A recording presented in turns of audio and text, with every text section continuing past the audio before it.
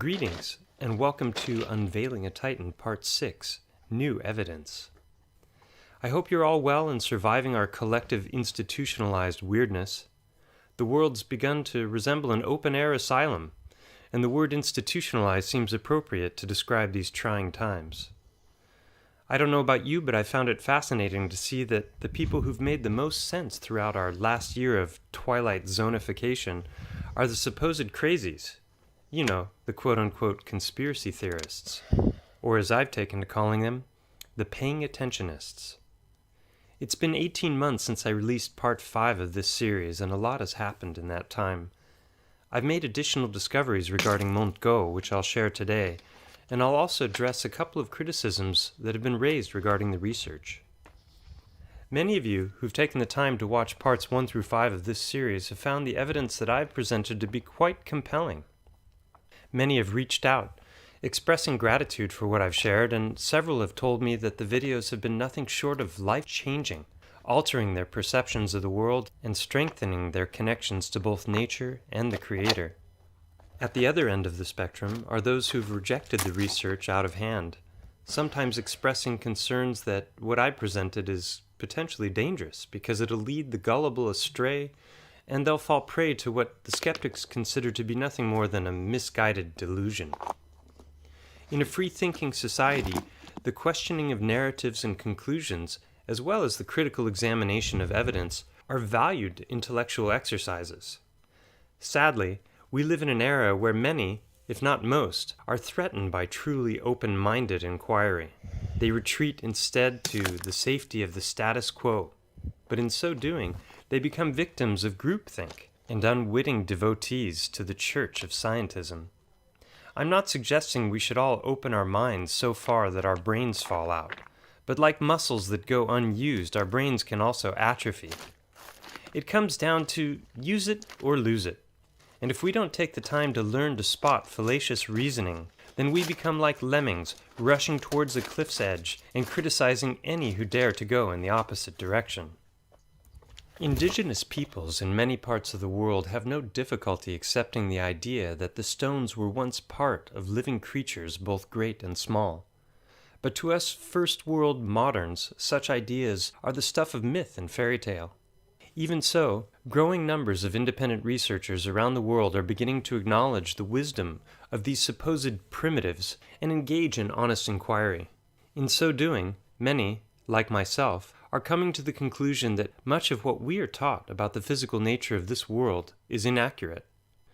Whether it is through the result of parenting, religion, or culture, each of us has been raised within a particular system of thought, and all too often we are oblivious to its shortcomings.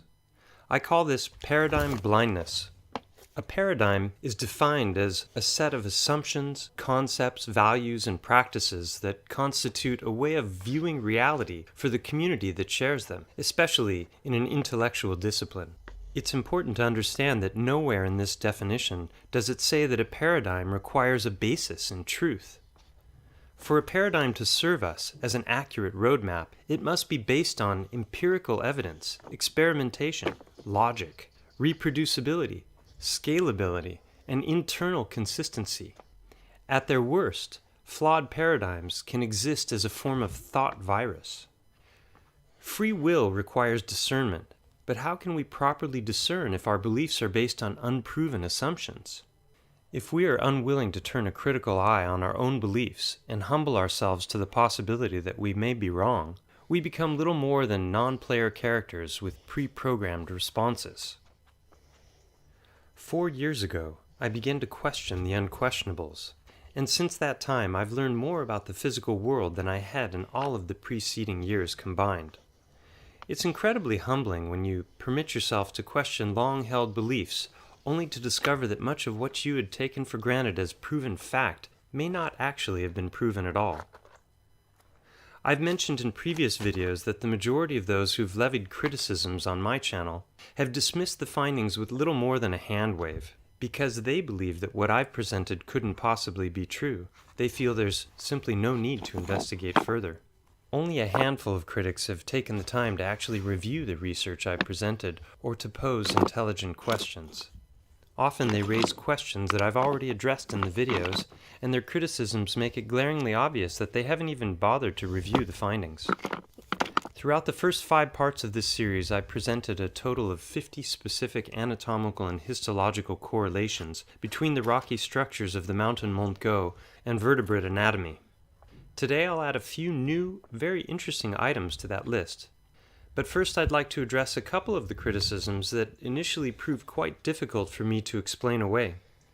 Several people in the comment threads noted that the head of the mountain, when viewed from the side, showed clear signs of sedimentary layering. In their minds, this single fact was enough to debunk the entire theory, and they felt no need to dive deeper into the remainder of the research. It was a conundrum for me.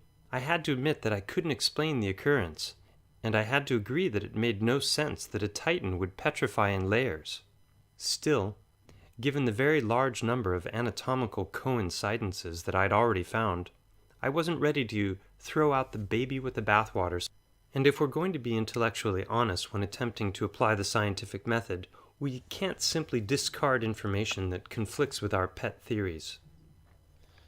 It took nearly a year before it dawned on me that skull bones, specifically the parietal and temporal bones, might actually grow in this fashion.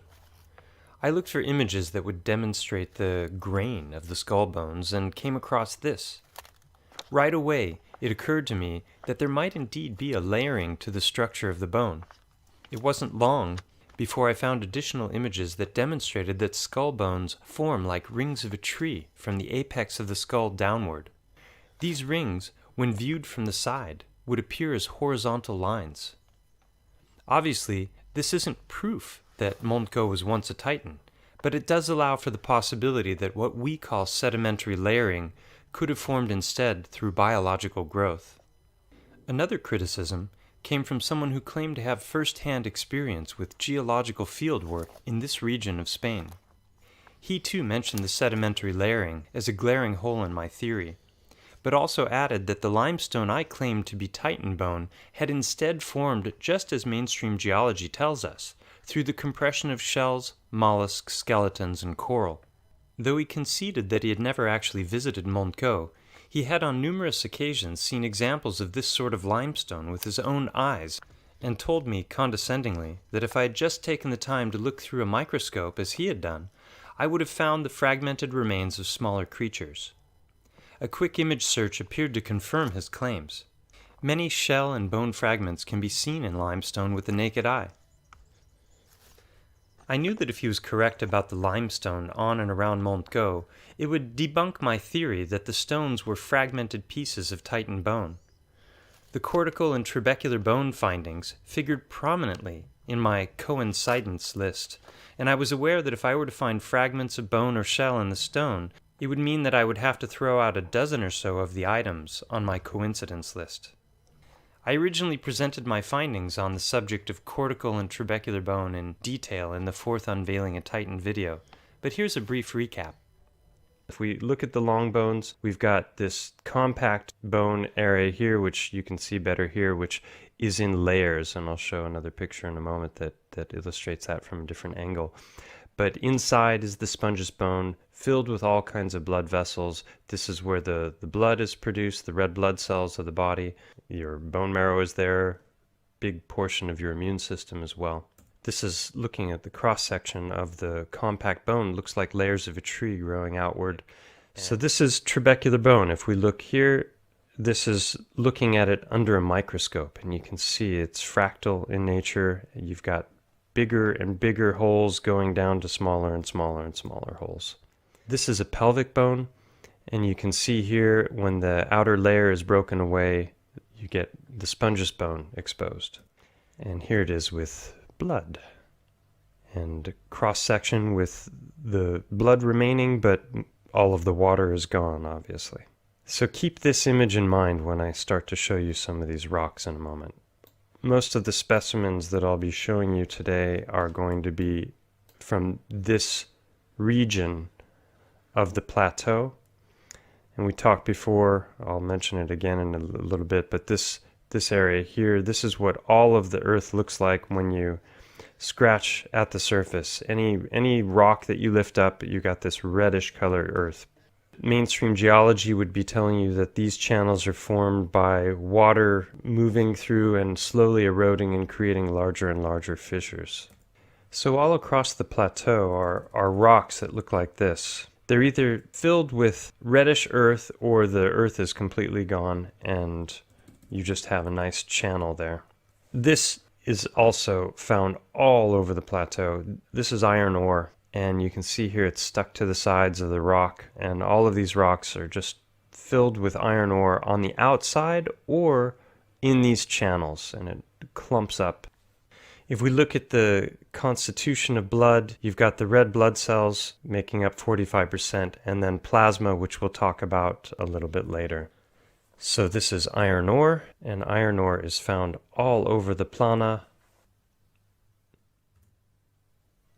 And you can see here the rich red color of the earth below, and where you can see a specimen up close. I think that all these little cracks and everything, to me this looks very biological. Doesn't look like something that was formed by chance. You've got all these different passages going different directions. And you can see how this iron loves to stick to the sides of the limestone, and then inevitably there are these channels that are filled with combinations of red earth and chunks of this little iron ore.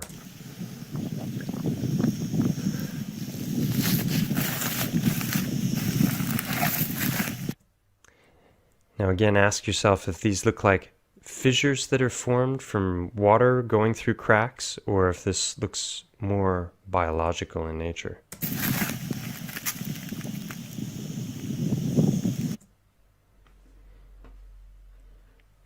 This is one of the fields that I showed before from above, right here. You can see the trees and the rich red color of the soil.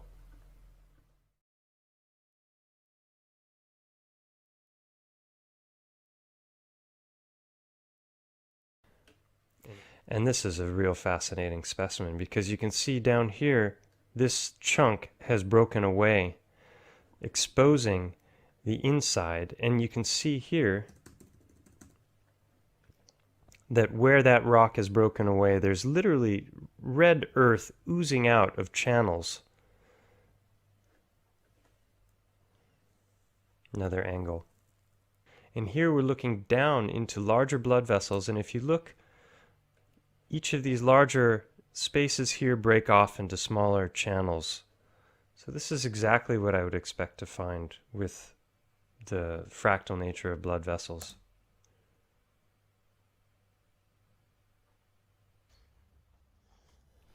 After years of hiking this mountain, especially these last few with new eyes, I've examined these stones very closely on many occasions. Never have I seen any signs of smaller creatures embedded in or composing the rock. I reviewed the footage I'd already gathered, zooming in on pictures I'd taken to get a closer look. There were no signs of smaller fragments of bone. On my next hike, I got up close and examined numerous examples with the naked eye, again finding no hint of what he had claimed I would see. And so I ordered a 60x microscope, which could attach to my phone, and went back out into the field. I thought surely that 60x magnification would be enough to spot shells or skeletal fragments. I have to admit, I was rather nervous when I first began to use the microscope. Could I have really missed something so simple?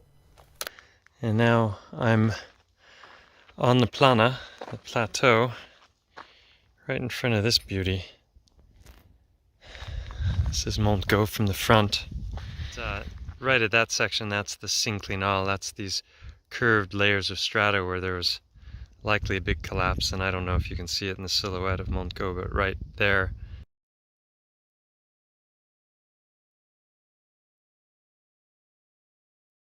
There is is where I believe the breathing hole was.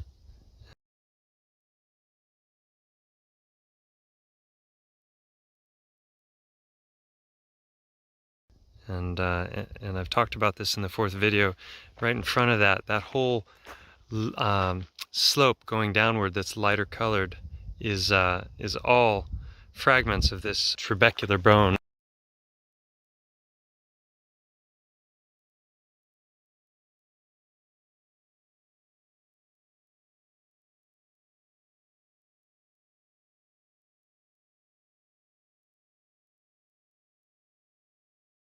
Which the whole plana here, as you can see, is littered with these kinds of rock, and they've got all kinds of different holes going through them in different directions and different sizes. Their surfaces are smooth, and they have all kinds of little lines going in different directions that look a lot like little blood vessels. We're going to be going up a little further, and there's some really good examples of what I'm talking about. Well, here's one right here.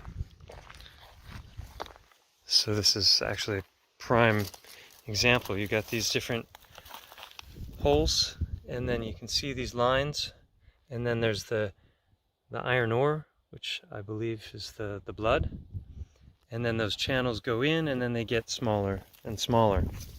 And you can see here on the backside that there's an accumulation of this iron ore right inside of the channel. That's just a clump of iron right there. And a little hole going in there. So I believe this is trabecular bone, and those are blood vessels and blood. So I'm going to look at this up close now with the microscope and see if there's any hint. I mean, you can see as I get in close, there's no hint of any kind of shells, coral, mollusk, any of it. And I would expect there to be little tiny ones sticking out. Here is a little chip missing, and it looks like it came from right there. So even that looked like it might have been it's just a piece of you can see the continuation there of the line right there. So that broke off. But everything else, it's totally smooth, except when you go down to one of the sides, you'll see that it's broken. Whoops. It's broken. Like you can see the fragments under here and the red. So that portion is broken, but this is intact and smooth. And I think these mountains all over, they were covered in this, because everywhere you look, there are terraces, and the terraces are made of these chunks of limestone that look like they're made of rocks like this, you know, and bigger. And this limestone, that literally the terraces are on all of the mountains in this entire region, and it used to cover the mountains, I believe, but then it broke off into, you know, smaller and smaller pieces, or it was specifically broken off in order to create these terraces, and I'll show footage of that. But the terraces are everywhere, and all that rock, which is easily visible, I'll show it with Google Earth, all that rock had to have come from somewhere, and I think it was these that have been broken up. And you can see just how biological and organic, like those are blood vessels, right? And then as you move in closer, you see all this micro lines going in all kinds of different directions, just like you'd expect blood vessels to do, and then the iron ore, etc., etc. So let's take a look at this rock with a microscope and see what it looks like. All right, so I picked this rock as a sample to start with, because it really embodies everything that I've been showing with both the trabecular and the cortical bone. You have examples of large, what I would call blood vessels, smaller ones. You've got these lines of iron ore stretching all throughout, and the quartz crystal as well, so the blood and the plasma. We've even got some fractures here. The top is smooth and has this biological look, and we'll be looking at the side in a moment. And initially I just went into one of the general areas that didn't really have anything distinct. And this is what I found. So you can see that there isn't any hint of any shell or coral or mollusk. Now this is one of the little iron channels. And a little bit of a look at the quartz lines.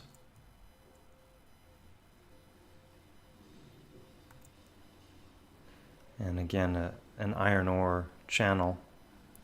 This is 60x magnification.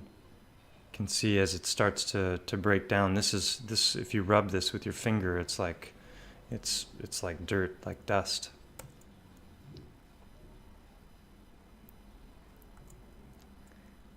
So now I'm going to go in on the white here.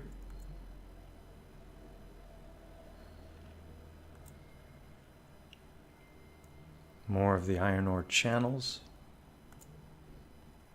And this is really looking at the quartz now.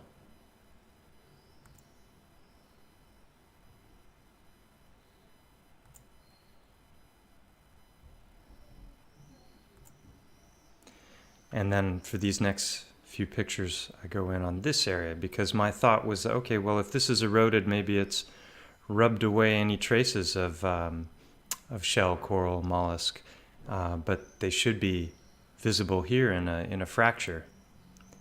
And there is nothing.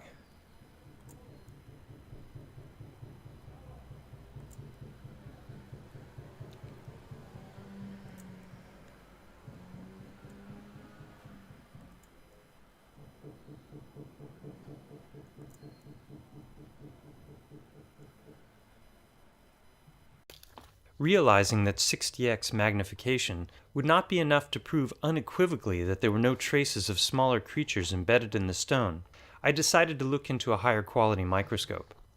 After a quick search online, I found an amazing Wi-Fi enabled microscope capable of 1000x magnification.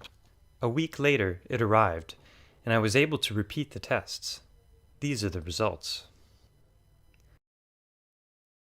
This is what I would call the cortical bones. I would expect it to be a lot more compact, except for some larger blood vessels.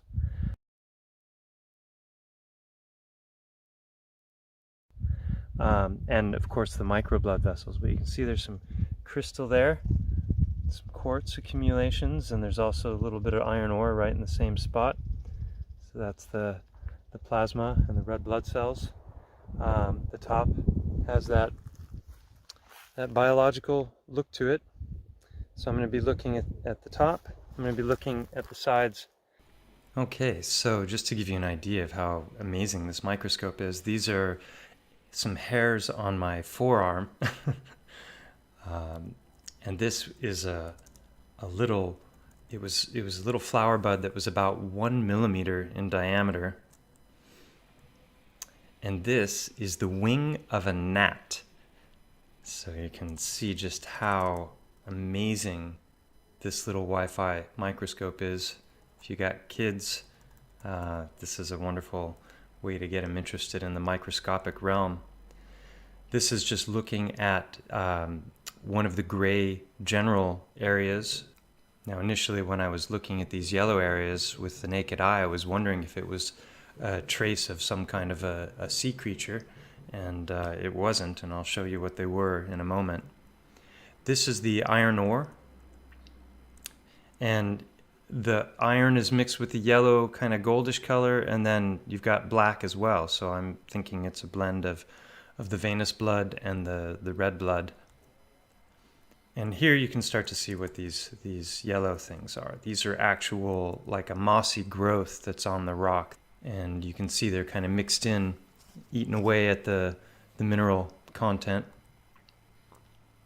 And this is what I was talking about, this blend of what I believe is the venous blood with the red blood.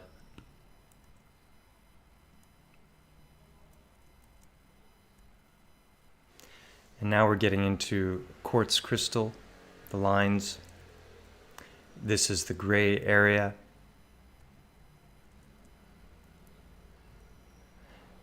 And you see more of those little yellow things, which we'll get a close-up of in a moment. So this is looking at 500x, and then you can bump it up to 1000x, which I may have already done here. Again, no traces, even at 500 and 1000x, of any coral, mollusk, shell. And this is what these things look like up close. These are growing on the rock. And look at that. It's amazing what's there in the microscopic realm that we never even think about or see.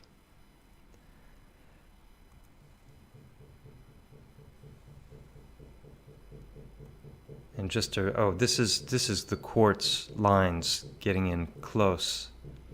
You can see it's even got a shimmer and a shine to it.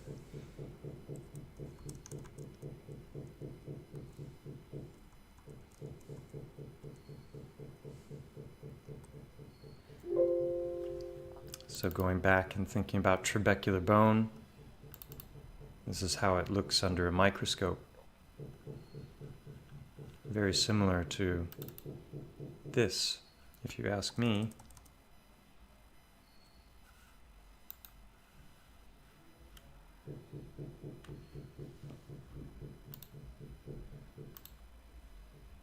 So that official narrative of the formation of limestone, at least this particular kind of limestone, doesn't really hold up to scrutiny or a 1000x microscope.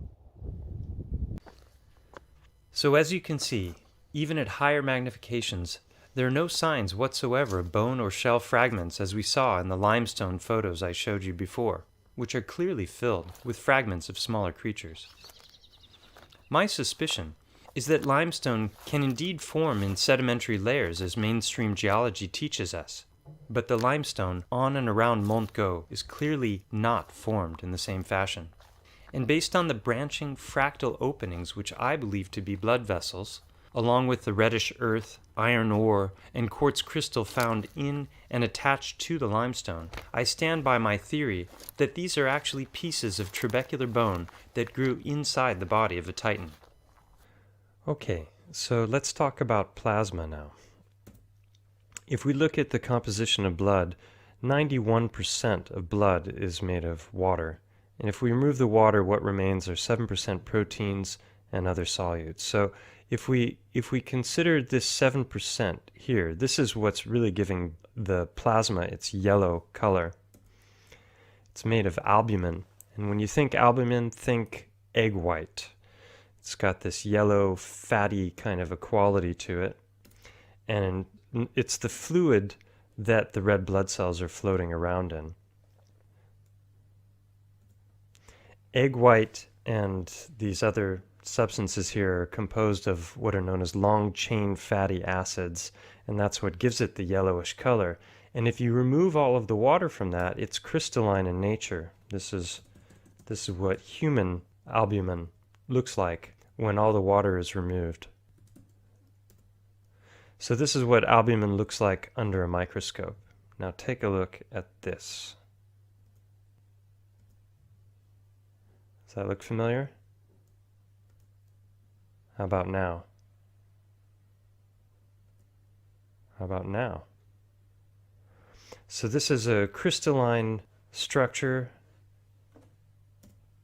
and it's found all over the planet.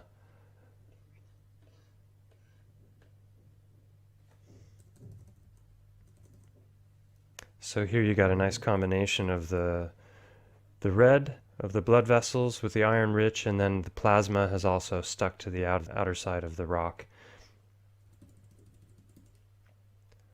Another angle of the same rock.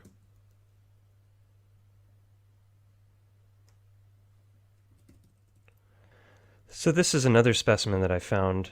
These kinds of crystals are found all over the plateau. I think this is a combination of the yellowish albumin mixed with the reddish blood, and so that's why it's got this dark brown reddish color.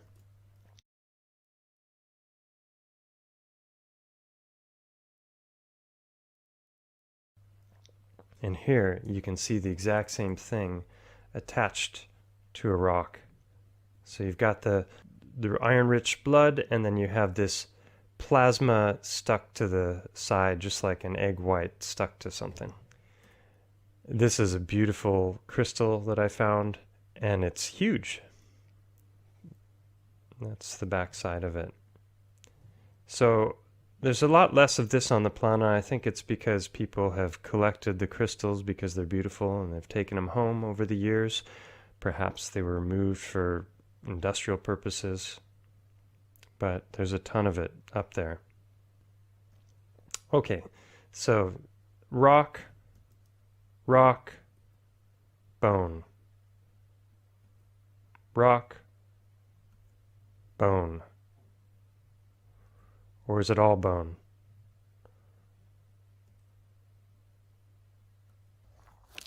If you've already seen the 5th Unveiling a Titan video, then you saw the incredible discovery I shared, which appears to be the remains of an eyeball in the eye socket of Montgo. I've made an additional discovery, which ties in, which I'll share in a moment. But first, let's look at some footage up in the eye, taken by my friend John.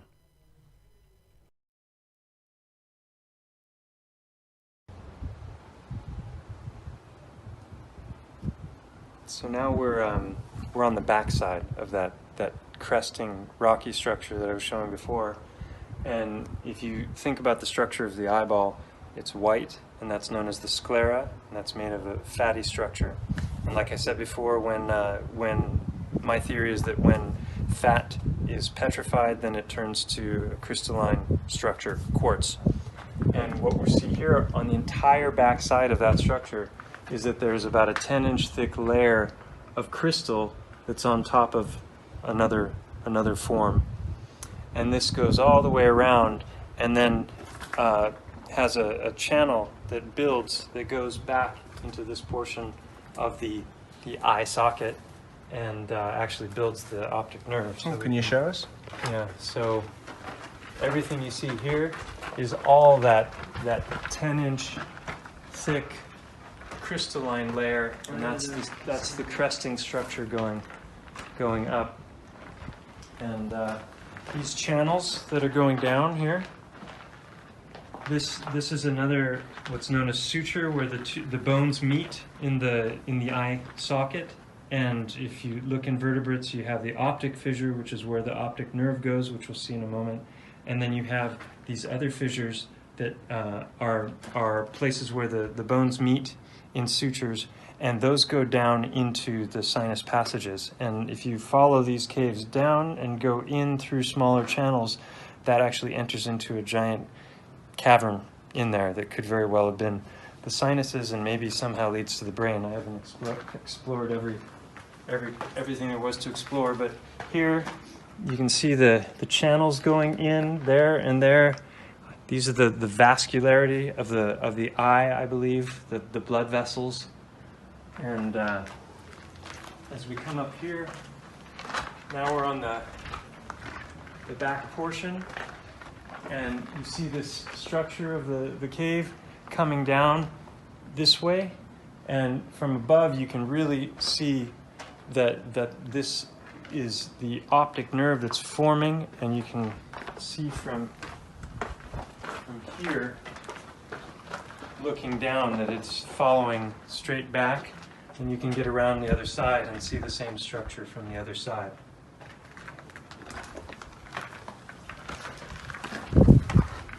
And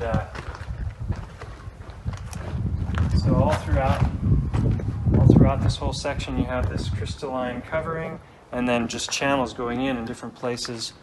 And then if you look back down that way, this has been cut away, but I believe that this was one continuous piece, and it's all covered in quartz crystal going all the way back, and that's all quartz in there as well. So that whole section is going down and straight back, exactly where the optic nerve should be going.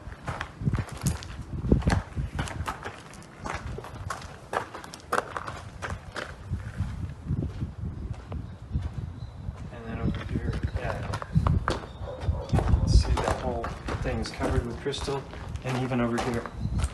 This is all crystal. You can see the pattern. And just the structure, how it holds the weight, it looks more how do you say it? Biological? Biological. It doesn't look like it's just been forced together. You know, it looks like it's grown in this shape. So here's the other side of the optic nerve structure, and then more of the channels going down. And this angle is exactly the angle that you see in the eye sockets as well. So what were you saying that was over there?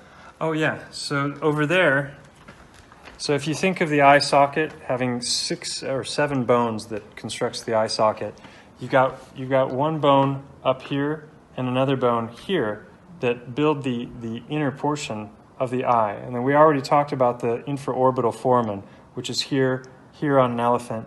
And if it's tilted back, that would be the holes going that way. But what you also have are these 2 bones that meet. And I can't remember the names of the bones, maxilla and something else, but those bones meet at a suture, and you can see that crack that's going up. And I show in the second video how that matches the location, and it also matches the shape of an elephant's skull for the inner portion of the eye socket. So it's not just that there's an overlap of rock there that's exactly where the suture would be, it also has the same form. A lot of coincidences. Sure is. How many coincidences does it take before it starts to be an emerging pattern? A few months back, my friend Howard and I were hiking on the north side of the mountain, and we came across a couple of caves that were just begging to be explored. Keeping in mind my theory that fat and blood plasma both can turn to quartz when petrified, take a look at this footage. So we're on the north side of Montgo, and high up you can see the town down below there. And entered in and climbed up into this area here, which goes back here, and you can see this crystal layer that goes back into here. Still there, that's all crystalline. And then this continues into another cave, which we're gonna go out in a moment. Goes back that way, I don't know how far, because I haven't been there yet. And then you can see this crystal layer, and it just continues. It's definitely like a fatty, you know, maybe arterial kind of a layer. And there you can see it as well. Oh no, not there. So let's just see where this goes. That goes back,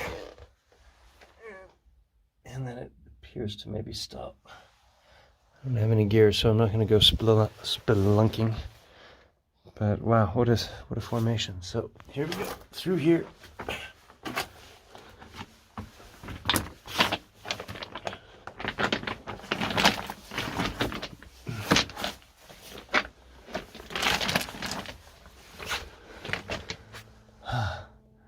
Wow, it's beautiful. You can see the trees are growing to kind of hide the entry to this other cave.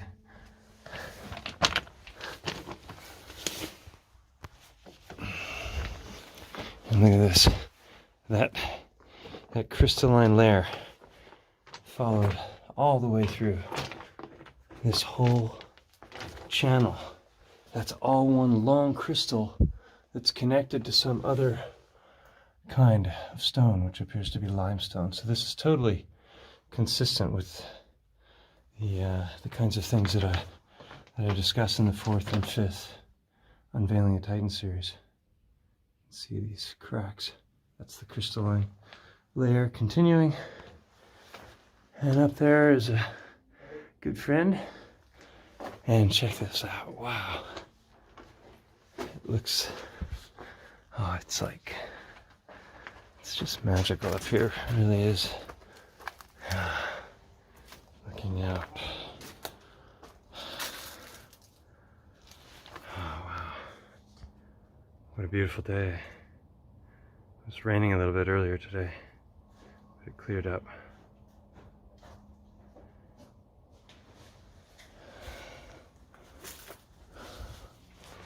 Wow, that's a big one. There's a tree in there. Look at this. Oh my gosh. Growing right out of the side of the mountain, huh? There's loads of channels up here. Huh. It's like...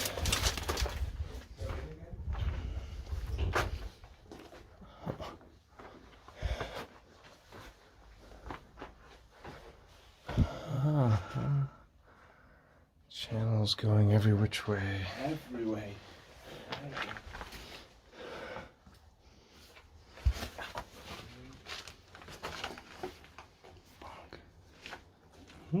Goes down there. There's a tree growing out the side of the mountain. It's so beautiful. I've never seen that before. Yeah, it's absolutely awesome. It's like seeing something at Angkor Wat. Yeah, it is, isn't it? And here, Not that I've ever been there, but you've got loads of channels. it's such up an amazing there. little tree. Look at this. See all the channels up there as well. What a crazy I feel like I'm in Angkor Wat. It's absolutely amazing. I'd live here. It's epic. Really feel safe here. It's got a great energy. This would be an awesome spot to camp. You've got all the floor flattened. Built a little bit of wall. Oh wow. How about that, huh?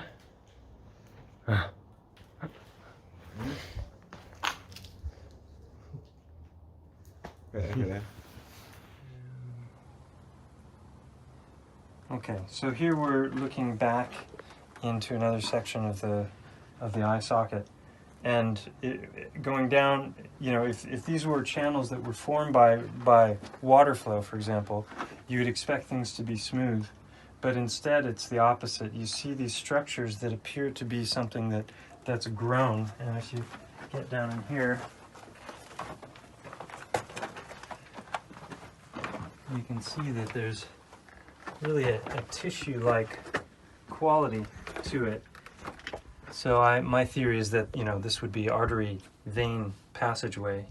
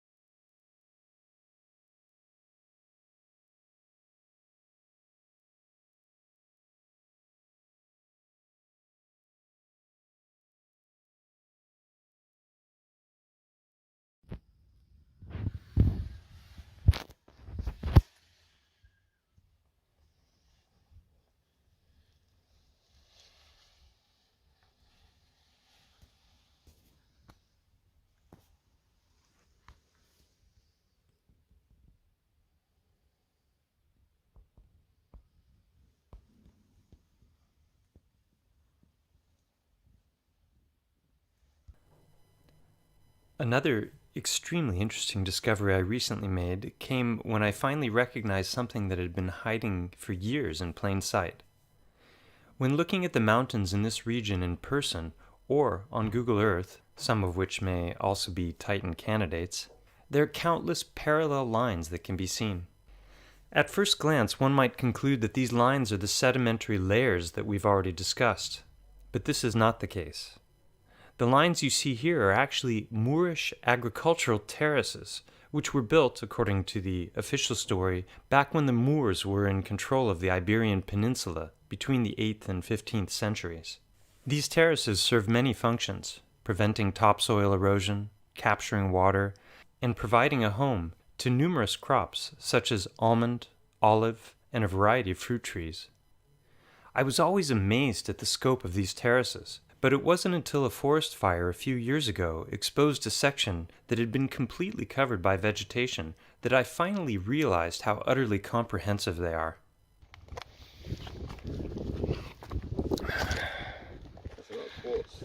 Titan country. Not a single person here. Oh, hello. Just saw this cave for the first time today. Curious what that looks like inside. That's right by the AP7 there. Look. Yeah, So you it's should just be able above the to see- highway. Yeah. And look at those terraces. Right up to the top. Everywhere. Everywhere. Even where you don't think they are, they're there. There. There's a there. I mean, every hillside has got those terraces on. Every single mountain. Every single mountain or mound or hill. They've utilised the side of it. And when it burns, it exposes it and you see it. But where the vegetation is, you don't notice it so much. But they literally made this whole region. I wonder how much of the rest of Spain looks like this. All of it. They are literally everywhere. Virtually every mountain in this region is covered almost entirely with these terraces. The vast majority of them are no longer even being used. This region is incredibly lush, even today, but it's hard to fathom how it all must have looked during Moorish or Roman times when this region was in its heyday. I believe the Earth was vastly more populated by creatures of all kinds in the ancient world. This would also account for the mind-boggling quantity of petrified organs that I've presented in my videos. In the 13th century, Dante wrote about flocks of birds so great that they could block out the light of the sun. When I lived in Rome, I used to watch the murmuring of the starlings at sunset above the Vatican City. It was an incredible sight to behold. Once, from my 8th floor apartment in Rome, I saw what I can only describe as a river of birds flying by. The river was 50 to 100 birds wide, and it flew by unbroken for several minutes before the last stragglers picked up the tail end. Now imagine a murmuring 100 or 1,000 times larger. Anyway, back to the terraces and how they tie into Titanology. The thing that's important to understand is that the rocks that make up these terraces are all built from the broken fragments of what were once larger continuous pieces of limestone. You can see it here. Notice the different sizes of the holes, which I consider to be vascularity. Many of these pieces have one or more edges that are unbroken. This is what the unbroken limestone looks like. Does it remind you of anything?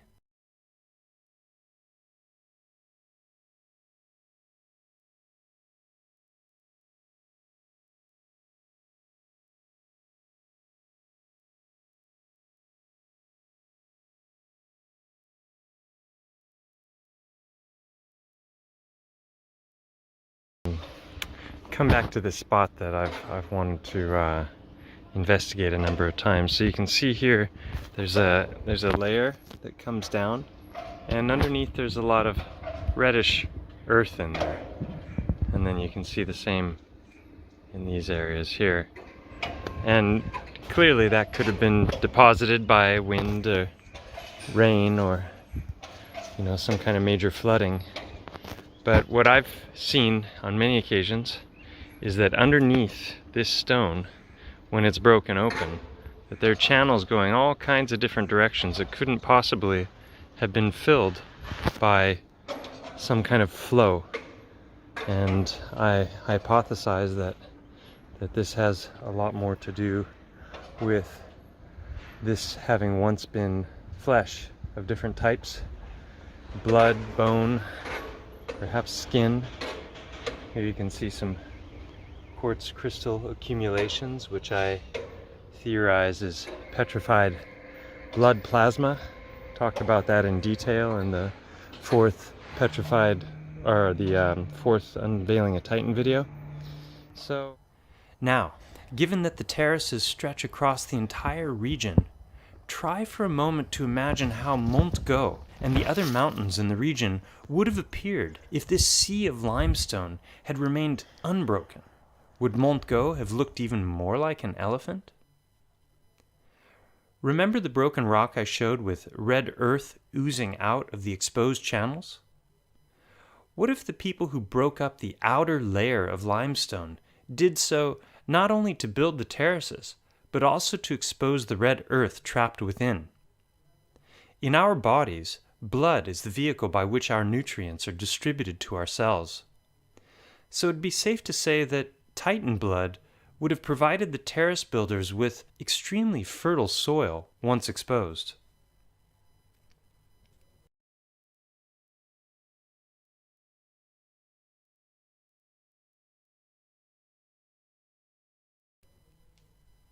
From what I can tell, the exact same materials have been used to build the star forts in this region.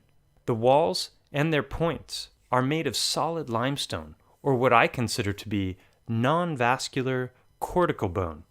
The mortar and the filler for the walls appears to be a combination of crushed limestone mixed with the reddish earth, or from a titanology perspective, a mix of Titan blood and bone. Added to that is a scattering of smaller, smooth stones, the petrified organs of smaller creatures mixed in for good measure. Fee, fi, fo, fum. If the Titans truly were once grinding up humans to make their bread, then the payback must have been sweet. One more interesting thing to note about the star forts is that they've been built on solid limestone bedrock. So this is, where you see, once again, they're constantly building right on the, if this is Titan, then it's placed right on top of it, and that's why this would be so solid. Yeah. But either that looks like vascularity. Yeah, it's just like the larger opening is breaking off and the smaller opening is going in all directions. I don't know how, just typical water erosion can account for something like that. Nope. It doesn't make any sense. And sometimes they're, wide and they're circular and they're deep and they're channels that go through. Yeah, and they don't, and they wind. They so wind. Yeah. Water, wouldn't it be cutting a straight line? Exactly. It wouldn't be cutting perfectly round, curving lines. How does it do that? Yeah, exactly. Okay, go. So this, I just find this really fascinating. This is the grout between these stones. It's like, it almost looks organic. It's got all these swirls, but this is some kind of a substrate that they've created, and it's lasted for, we don't know how long, a long time. It does look unusual. And I've never seen anything like it, actually. And it's all rested upon this, which I believe is Titan, because you can see the vascularity and it's limestone. But if you look down here, you've got crystalline plasma and you've got iron. So all three of these things that I talk about. Crystalline plasma and iron, and the vascularity of the rock. Many have hypothesized that they were built for mining purposes. But what were they mining? The bodies of Titans, perhaps? Maybe it's no accident that mining terminology borrows from anatomical terms, and that gold runs in veins. Could it be that artesian water, as Roger Spurr has suggested, flows through channels that were once Titan arteries? So, if Titans did exist, then how big did they get? Anyone who spent any time looking into these subjects on YouTube has likely come across one of the many videos that Roger Spurr has made examining what he claims is a 900-mile-long dragon in the Sahara Desert. Others have spotted what appear to be plumed, huge dragons in other parts of the world, and my friend Mike found this spot in the Pacific, a mere 1,500 miles long. How creatures of such vast size could possibly have lived on a 25,000-mile spinning ball is a question I'll leave to Roger to answer. Personally, I believe there's a fractal nature to reality, and if Montgo really was a 3-mile-long Titan, then we appear to be the next fractal level down, just little ants by comparison. So I have no problem with the idea that there may have been a time before Montgo when creatures were nearly the size of continents, a level up fractally, so to speak. Does that sound a bit too far-fetched for you? Well then check this short video out. This was made by Ian David Harris, who has a channel with the same name. After watching my Unveiling a Titan series, he realized that he had seen similar rocky structures in Thailand, where he lives, but on a much larger scale than Montgo. Take a look and decide for yourself if he might be onto something.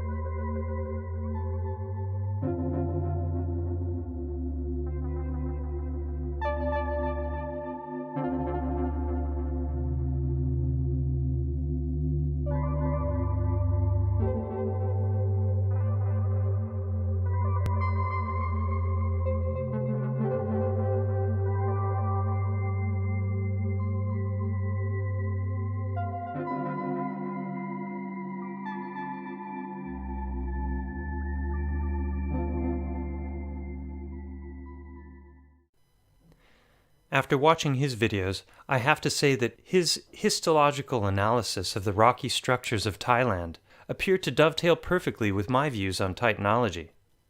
Fascinating, is it not?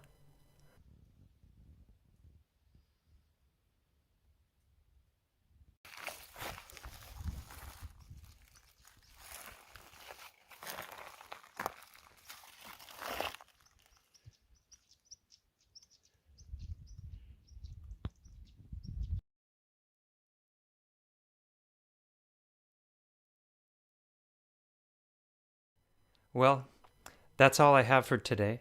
I hope you enjoyed the video. If you've not seen parts 1 through 5 already, take the time to do so. I believe you'll find it worth your while. If you made it this far, thank you for watching. And a huge thank you to all of you who've taken the time to post words of encouragement and those few who have donated for the research. It makes it all worthwhile. Until next time, take care.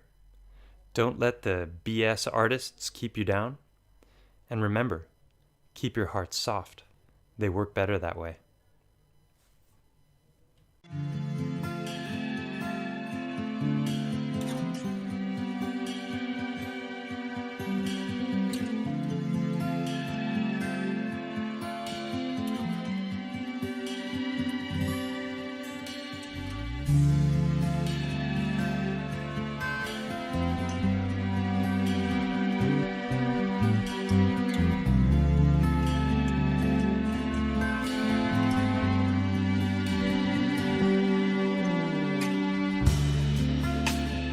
When you start to question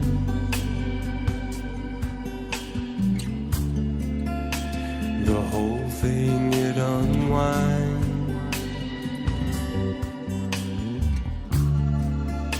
Behold the great deception.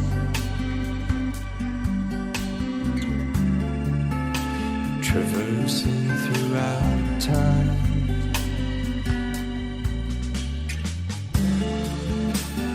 Do you dare to question if there's a grip upon your mind?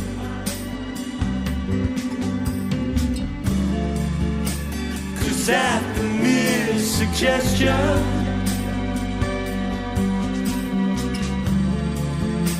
it leaves you all entwined.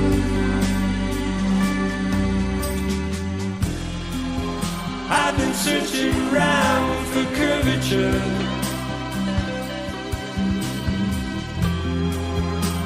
in fragments of a plane.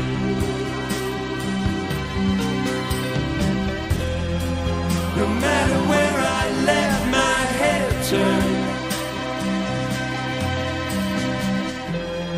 everything, it looks the same.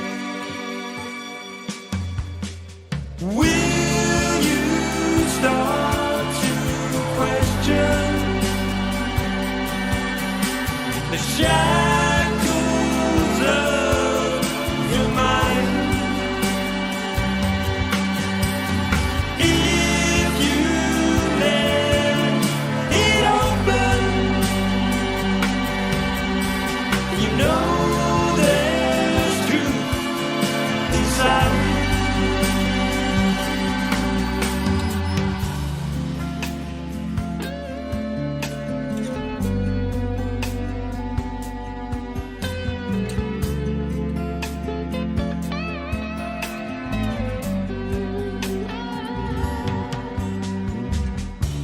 Have you been numbed into complacent? Bred in circus to the end. It's time to claim your mental freedom. You know it's up to you, my friend.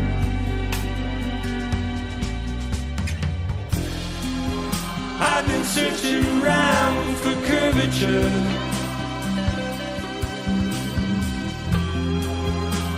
in fragments of a plane.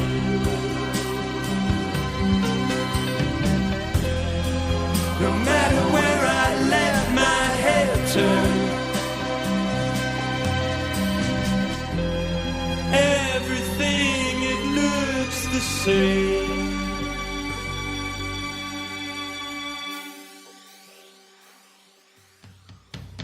Will you start to question the shackles of your mind? If you let it open, you know there's truth inside.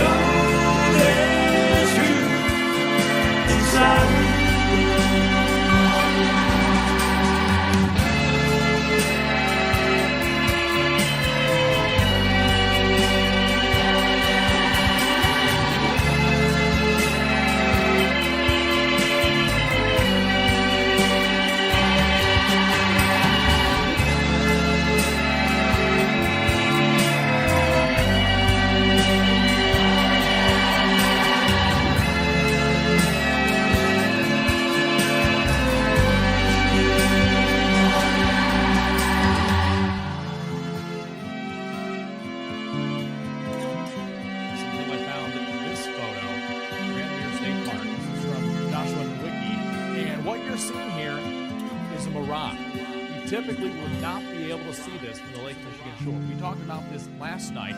Conditions are right on the lake that we're actually seeing a mirage of the Chicago skyline. A mirage.